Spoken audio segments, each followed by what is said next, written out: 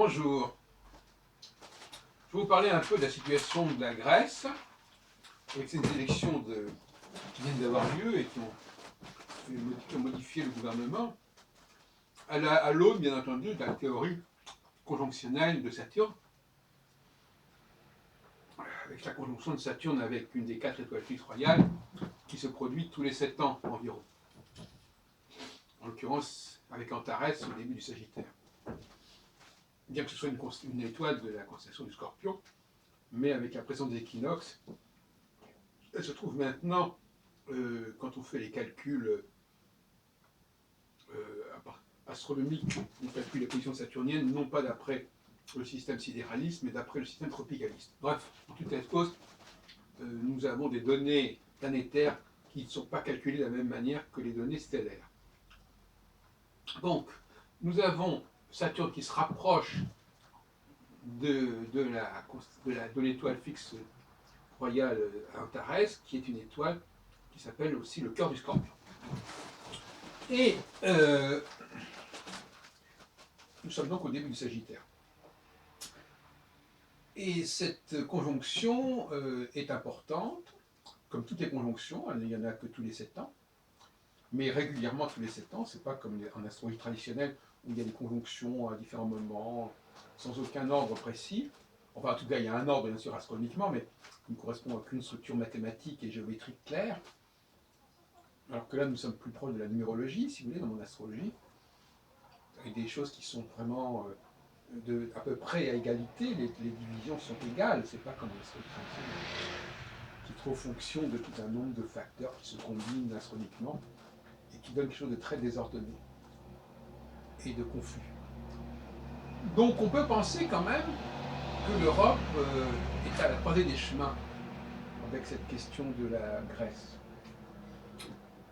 Et notamment qu'il y a une sorte de coupure entre l'Europe du Sud, Grèce, Italie, Espagne, France, peut-être même Belgique, et l'Europe du Nord, avec l'Autriche, l'Allemagne, les Pays-Bas, etc.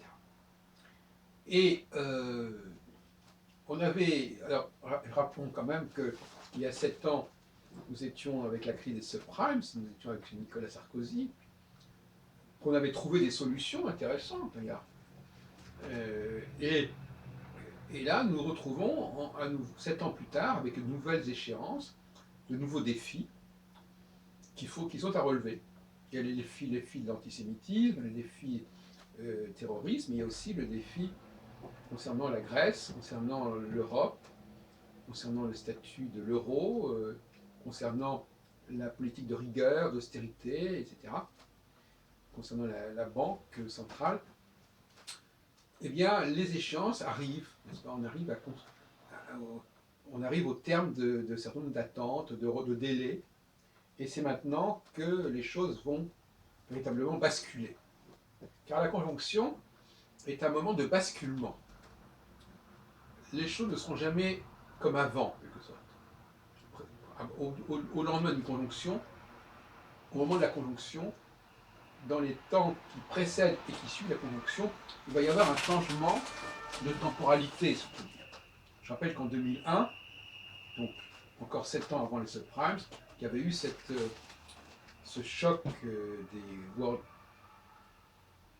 Center, les Twin Towers, et là aussi, il y avait eu des conséquences géopolitiques considérables d'un autre type, bien qu'il y ait des liens entre les deux, parce que c'est ce qui s'est passé en 2001-2002, c'est certainement lié, et une des causes du terrorisme actuel et de l'islamisme actuel.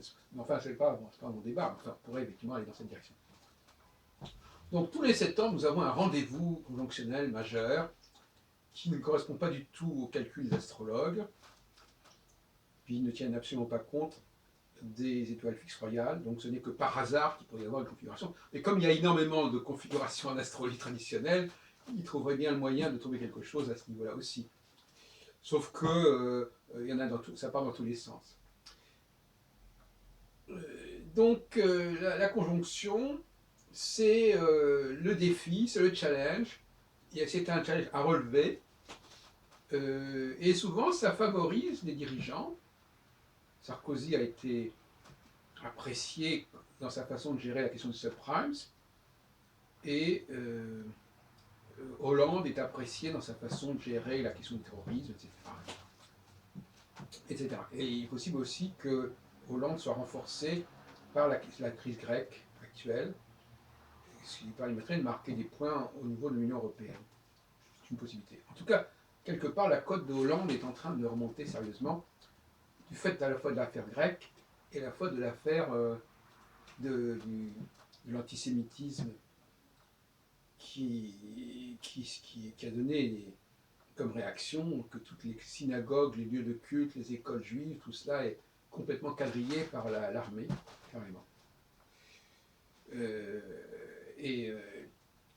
ne reviens pas sur la question juive que j'ai abordée dans les précédentes vidéos, mais effectivement, les juifs sont confrontés à des échéances aussi, à des défis.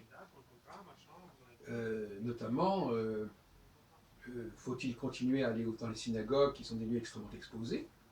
Faut-il trouver d'autres façons de prier que dans la synagogue? Il ne faut pas ne pas rester avec cette visibilité. Oui, c'est une question qui est absolument essentielle à résoudre. Et puis pour Israël aussi, il y a probablement aussi des enjeux à résoudre et à relever. Nous avons tous des enjeux comme si, effectivement, nous ne pouvons pas continuer à faire les choses comme avant. Il y a un changement qui est impliqué, un changement de mode de vie, un changement de lieu de vie qu'il faut envisager. Et il est vain de s'accrocher à un mode de vie dépassé, obsolète, révolu. Révolu, le mot veut bien dire ce qu'il veut dire, parce que c'est un mot qui vient de l'astronomie. Révolu, c'est-à-dire qu'il y a un cycle qui se termine, un cycle de 7 ans qui se termine, et puis il faut revoir les choses.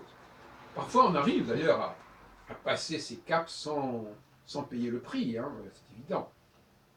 Mais tôt ou tard, si ce n'est pas une fois, ça sera si ce n'est pas cette fois-ci, ça sera la fois suivante. Il y a effectivement un enjeu. Qu'est-ce qui est en jeu? Qu'est-ce qu'il faut mettre en jeu? C'est un peu comme ça. Qu'est-ce qu'il faut? Quel est le prix des choses? Quel est le coût des choses, si on préfère?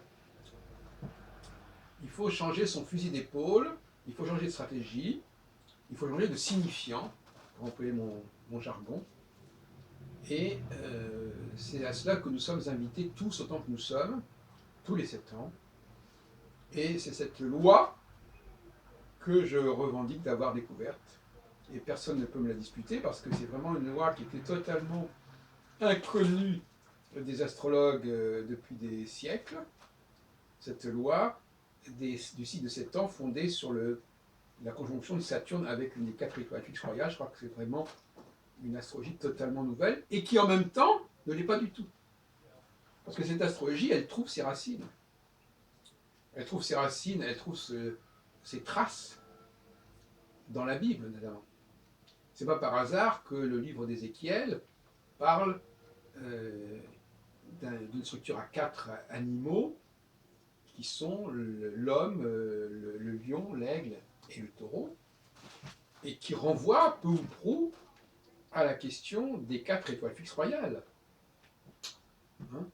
Bon, donc c'est pas par hasard. De même que Saturne n'est pas non plus une planète complètement inconnue des Juifs, puisque Saturne c'est la dernière planète, c'est la 7e planète, et c'est donc le 7e jour de la semaine, c'est le 7e jour qui est le Shabbat, etc.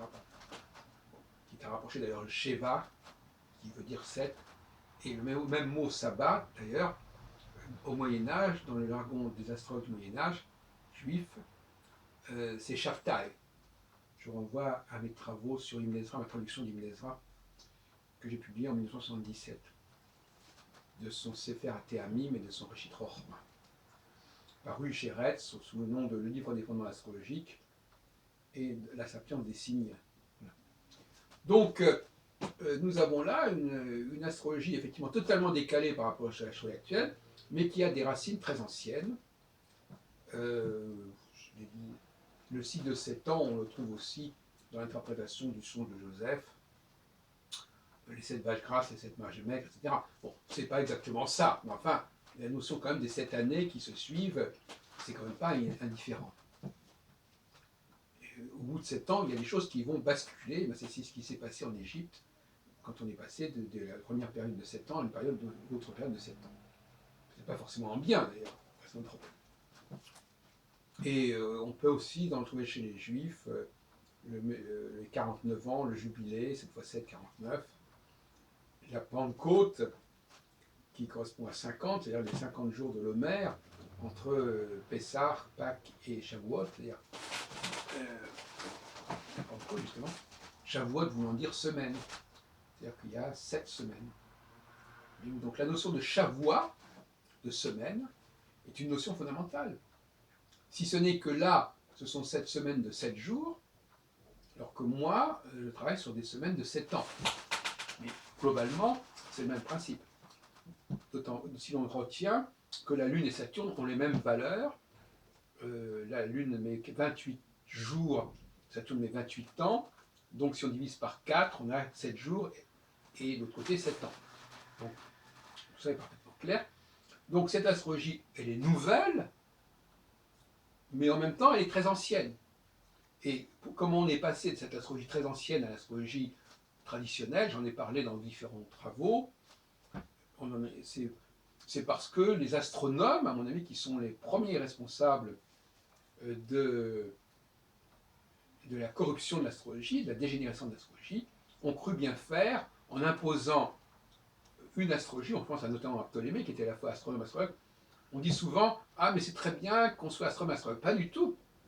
Les gens qui étaient trop marqués par l'astronomie ont fait beaucoup de mal à l'astrologie, au contraire. Pendant longtemps, on a cru qu'il était bon d'être un bon astronome pour être un bon astrologue. Mais c'est une erreur totale, c'est un contresens total. Les bons astronomes ont imposé à l'astrologie de prendre en compte les nouvelles planètes, qui n'existaient pas dans l'Antiquité, de prendre en compte la totalité des 7 planètes du système solaire, en incluant bien entendu le Soleil et la Lune, c'est aussi une absurdité. Et tout ça a noyé le phénomène saturnien.